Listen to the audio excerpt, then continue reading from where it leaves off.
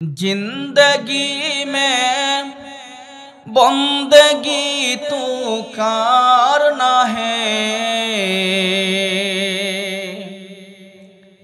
जिंदगी में बंदगी तू करना है,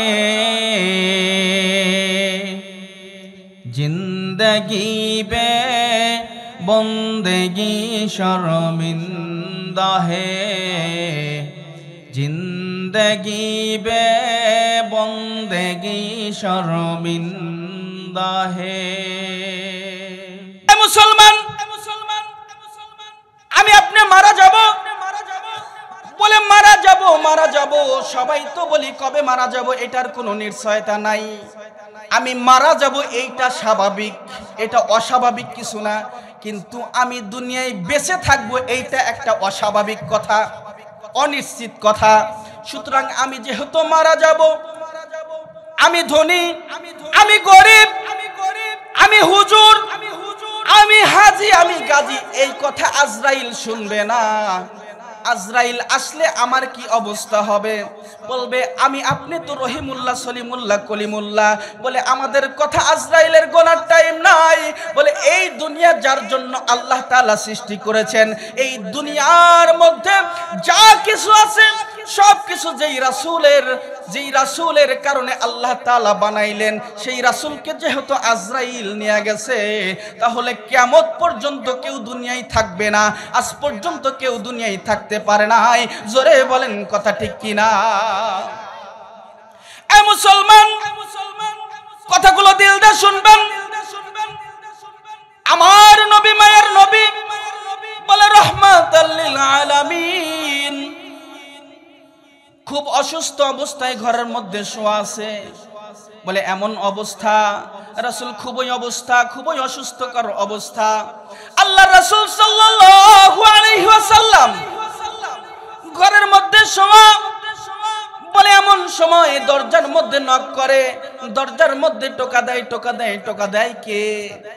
আল্লাহ রাসূল ফাতেমাকে বললেন, মা ফাতেমা, দরজাটা একটু খুলে দেখো কে যেন আসছে। হযরত ফাতেমা রাদিয়াল্লাহু তাআলা আনহা দরজাটা খুইলা দেখে এমন একটা মানুষ দাঁড়ায় আছে রে, যে মানুষটার পা হইল জমিনে আর মাথা হইল আসমানে। জোরে বলেন না সুবহানাল্লাহ। আরে এমন একটা মানুষ দেখে মা ফাতেমা ডাক দেয়, বলে আব্বা গো, এমন একটা মানুষ দাঁড়ায় আছে ঘরের সামনে, যেই মানুষটাকে আমি ফাতেমা কোনোদিন দেখি নাই। এমন একটা মানুষ আসছে যেই মানুষটাকে আমি কোনোদিন চিনতে পারবো না বা চিনিও না। আল্লাহ রাসূল ডাক কয়, এ মা, এমন একটা মানুষ আসছে যেই মানুষটা আমি নবীকে এই দুনিয়া থেকে নিয়ে যাওয়ার জন্য আসছে। তুমি ফাতেমাকে এতিম বানায় আমাকে দুনিয়া থেকে নিয়ে যাবে। ওই মানুষটাকে ঘরের মধ্যে প্রবেশ করার অনুমতি দিয়ে দাও।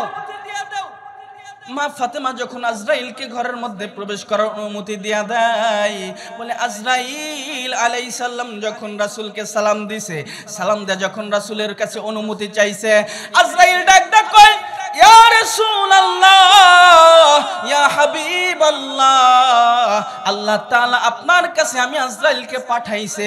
বলে কি জন্য পাঠাইছে? রাসূল বলতেছেন কি জন্য পাঠাইছে? আজরাইল ডাক কয়, হাবিবাল্লাহ, রাসূলুল্লাহ, আপনার কাছে আমি আজরাইলকে পাঠাইছে। আপনি যদি এই দুনিয়াতে থাকতে চান, যতদিন চান থাকতে পারবেন। যদি দুনিয়াতে থাকতে না চান, আপনাকে আল্লাহ তাআলার কাছে উঠে নিয়ে যাইতে বলছেন। আজরাইলকে রাসূল ডাক কয়, এ ভাই আজরাইল, আমি এই দুনিয়াতে থাকতে আসি নাই। আমার উম্মতেরা যেহেতু দুনিয়ায় থাকবে না, আমি নবীও থাকবো না। আমার উম্মতদের যেহেতু কুল্লু নাফসিন যায়িকাতুল মাউত, আমি নবীকেও দুনিয়ার মধ্যে থেকে আমি নবীও চলে যাব। এ ভাই আজরাইল, তোমাকে আমি একটা কথা বলতে চাই। আমার সবচাইতে প্রাণ প্রিয় ভাই জিব্রাইলের সাথে একটু আমি কথা বলতে চাই। হযরত জিব্রাইলকে ডাক দেওয়া হয়। হযরত জিব্রাইল এসে রাসূলের কাছে সালাম পৌঁছায়। হযরত জিব্রাইল এসে যখন আল্লাহর রাসূলকে সালাম দেয়, আল্লাহ রাসূল ডাক দেয় কয়, এ ভাই জিব্রাইল, আমাকে তো দুনিয়া থেকে যাবার বিদায় হয়ে গেছে, আমাকে তো দুনিয়া থেকে যাবার সময় হয়ে গেছে। ভাই জিব্রাইল, তুমি আমার কাছে অনেকবার আসছো, আজকে শুধু একটা কথা আমারে শোনাইয়া দাও। এই দুনিয়া থেকে যাবার আগে একটা কথা আমি রাসূল শুনতে চাই, আমি নবী শুনতে চাই। বলে আমার আল্লাহ তাআলা আমার উম্মতের কি ব্যবস্থা করবে বলেন না মারহাবা। এই যে ইব্রাহিম আল্লাহ তাআলার কাছে চলে গেছে, বলে আল্লাহ তাআলার কাছে যায়া জিবরাইল আমিন ডাকদা কয় আল্লাহ গো, আপনার বন্ধু দুনিয়া থেকে আসবে, কিন্তু তার উম্মতের গতিমতে কি হবে, উম্মতের কি অবস্থা হবে এটা শুনে যাবে। আল্লাহ তাআলা জানায়া দেয়, ও জিবরাইল আমার বন্ধুকে জানায়া দাও, আমার বন্ধুর উম্মত নিয়ে কোনো টেনশন করার দরকার নাই। আল্লাহ রাসূল জিবরাইলকে ডাক দেয়া বলে আমার উম্মত কাল হাসরের ময়দানে একটা উম্মত জান্নাতে না যাওয়া পর্যন্ত আমি নবী কিন্তু শান্ত হব না।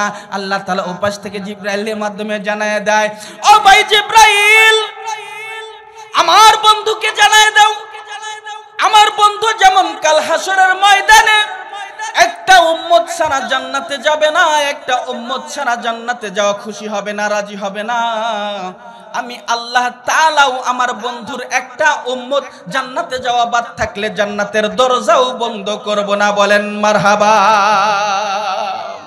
জান্নাতেরই রুমে রুমে লেখা নবীর নাম, রহমতে আলম নবী, নবী দুজাহান, সাহাবীরা আতর বানায় ওই নবীজির ঘাম। বলেন সাহাবীরা আতর বানায় ওই নবীজির নাম, রহমতে আলম নবী, নবী দুজাহান, জান্নাতেরই রুমে রুমে লেখা নবীর নাম। বলেন জান্নাতেরই গেটে গেটে লেখা নবীর নাম। বলেন আল্লাহু আকবার। আরে যেই রাসূল, এমন একটা নবী পাইলাম, এমন একটা রাসূল পাইলাম যেই রাসূলের নাম জান্নাতের প্রত্যেকটা রুমে রুমে লেখা থাকবে, জান্নাতের প্রত্যেকটা গেটে গেটে লেখা থাকবে। এই রাসূল আমাদের সারা জান্নাতে যাইতে চাইবে না, কাল হাসরের ময়দানে আমাদের সারা আল্লাহর রাসূল জান্নাতে প্রবেশ করতে খুশি হবে না। ও মুসলমান, জিবরাইল আমিন আল্লাহ তাআলার কাছ থেকে শুনে যখন রাসূলকে জানায় দেয়, তখন আল্লাহ তাআলার পক্ষ থেকে এই কথা শুনে আল্লাহর রাসূল খুশি হয়ে বলেন, ও ভাই আজরাইল আমি এখন খুশি, আমার জানটা তুমি নিয়ে যাইতে পারো, আমার জীবনটা তুমি শেষ করে দিতে পারো। বলে এই দুনিয়া থেকে আমাকে অপর দুনিয়ায় নিয়ে যাইতে পারো। ভাই জিবরাইল তুমি যাইতে পারো। হযরত আজরাইল আলাইহিস সালাম যখন আল্লাহর রাসূলের জানটা কবজ করতে যায়, বলে আল্লাহর রাসূলের ইন্তিকালের সময় অনেক বেশি কষ্ট হয়েছে, রাসূল জানায় দিয়ে গেছে। বলে 7 সমুদ্র 13 নদী, বলে 7 আসমান জমিন চাপায় দিলেন কেমন কষ্ট হয়। আল্লাহ রাসূল বলছে আমি নবীকে যেন এত কষ্ট দেয়া হইতেছে, এত কষ্ট দেয়া হইতেছে। আল্লাহর নবী ডাক দেয়া জানায় দেয়, ও ভাই আজরাইল তোমাকে একটু সুন্দর কইরা বলা যায়, তোমার কাছে একটা আবেদন কইরা যায়। বলে আমি নবীকে যেমন কষ্ট দিতেছো জানটা কবজ করার সময়, আমার জীবনটা নেওয়ার সময়, আমার রূহটা নেওয়ার সময় এমন কষ্ট হইতেছে, আমার উম্মতের জানি কেমন কষ্ট হবে। আল্লাহর নবীকে যখন হযরত আজরাইল ডাক দেয় বলে প্রত্যেকটা প্রাণীকেই এরকম কষ্ট দেওয়া হয় কম বেশি।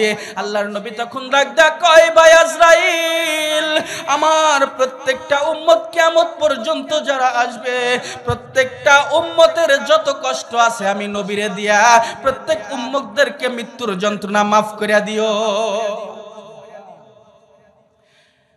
আজরাইল তখন ডাক দেয় বলেন ইয়া রাসূলুল্লাহ ইয়া হাবিবাল্লাহ, আপনার উম্মতদের জন্য আমি আজরাইল একটা ওয়াদা দিয়ে যাইতে পারি আপনি নবীর কাছে। বলে কেমন ওয়াদা? বলে কেমন ওয়াদা? আল্লাহর রাসূলের কাছে ওয়াদা দিয়ে যায়, ও নবী গো আপনার উম্মতের মধ্যে যারা সুন্দর কইরা আপনি নবীকে মাইনা মাইনা জীবনটা গঠন করবে, আপনি নবীকে যারা অনুসরণ করবে, আল্লাহকে আল্লাহ বলে নবীকে নবী বলে আল্লাহর দেওয়া হুকুম মেনে রাসূলের সুন্নত তরিকায় যারা চলবে রে, আমি আজরাইল আপনি নবীর কাছে ওয়াদা দিয়া গেলাম। বলে মায়ের গর্ভের সন্তান কোলের মধ্যে দুধ খাইতে খাইতে যেমন ঘুমায়া যায়, পরিপূর্ণ ঈমান আলা হইলে, পরিপূর্ণ ঈমানদার হইলে, আপনি রাসূলকে রাসূল মাইনা আপনি রাসূলের অনুসরণ করলে, আমি আজরাইল এমন সুন্দর কইরা আপনার উম্মতের জানটা নিয়া যাব।